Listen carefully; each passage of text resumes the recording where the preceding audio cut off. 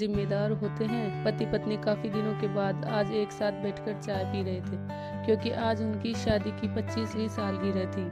पहले की तरह वह अब साथ में समय बिताते नहीं थे, ज़्यादा साथ में एक दूसरे के पास बैठते नहीं थे। पता नहीं किन कारणों से उन दोनों के बीच की दूरी बढ़ती ही जा रही थी। चाय पीते पीते पत्नी ने चुप्पी तोड़ते हुए कहा, मुझे आपसे बहुत कुछ कहना है, आपको बहुत कुछ बताना है, लेकिन अब हमारे पास एक दूसरे के लिए समय ही नहीं है।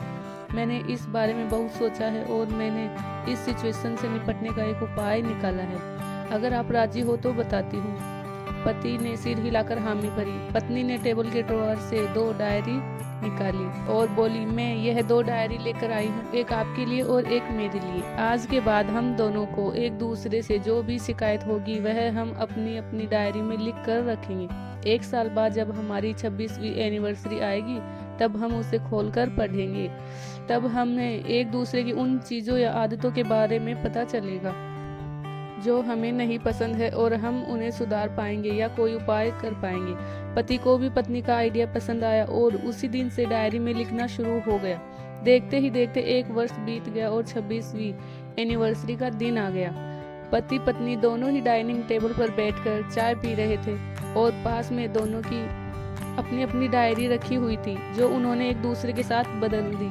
चाय खत्म करके पहले पति ने पत्नी की डायरी पढ़नी शुरू की। उस डायरी में काफ़ी सारी शिकायतें थी, जैसे कि आज होटल में ले जाने के लिए वादा किया था लेकिन फिर भी नहीं लेकर गए। आज मेरे मायके से मेहमान आए थे, उनके साथ पति ने अच्छे से बातचीत नहीं की। कितने महीनों बाद आज मेरे लिए साड़ी लाई, लेकिन पुराने डिज़ाइन की। आज मेरे सीरियल देखने के समय पति ने चैनल बदलकर न्यूज़ चला दी। आज गीला तौलिया सोफे पर छोड़ दिया। ऐसी कई सारी शिकायतें थी। डायरी को पढ़ते पढ़ते पति की आंखों में आंसू आ गए। पति को काफी अफसोस हुआ। वो अपनी पत्नी से बोला, मुझे इन गलतियों के बारे में एहसास ही नहीं था, लेकिन अब मैं तुमसे वादा करता हूँ कि ऐसी गलतियाँ मैं अब फिर से नहीं दोहराऊंगा। अब पत्नी ने पति की डायरी खोली। पत्नी ने डायरी के कई सारे पन्ने पलटे, लेकिन वह पूरी तरह से खाली थी। कहीं पर भी एक शब्द भी नहीं लिखा था।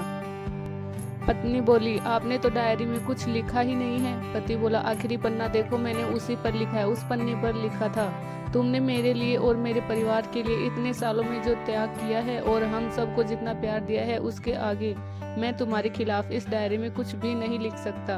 और इससे भी जरूरी, मुझे कभी तुम में कोई कमी देखने की इच्छा ही नहीं हुई।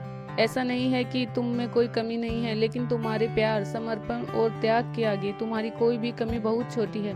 मेरी अनगिनत गलतियों को नज़रअंदाज करके तुमने इस कठिन जीवन में मेरे साए की तरह साथ दिया है और हमेशा मेरे साथ खड़ी रही। तुम ही बताओ, कोई भी अपने ही साए में दोष निकाले तो निकाले कैसे। अब पत्नी की आंखें नम थी। पत्नी ने पति के हाथ से अपनी शिकायतों की डायरी ले ली और उसे जला दिया।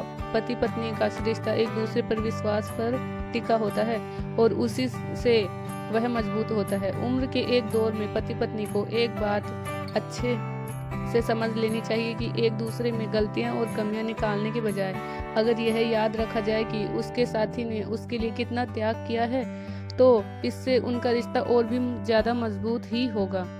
तो दोस्तों, ये कहानी कैसी लगी कमेंट करके ज़रूर बताएं, शेयर करें, लाइक करें, चैनल सब्सक्राइब ज़रूर करें। प्लीज़, आपकी बहुत सपोर्ट की ज़रूरत है इस चैनल को। Thank you.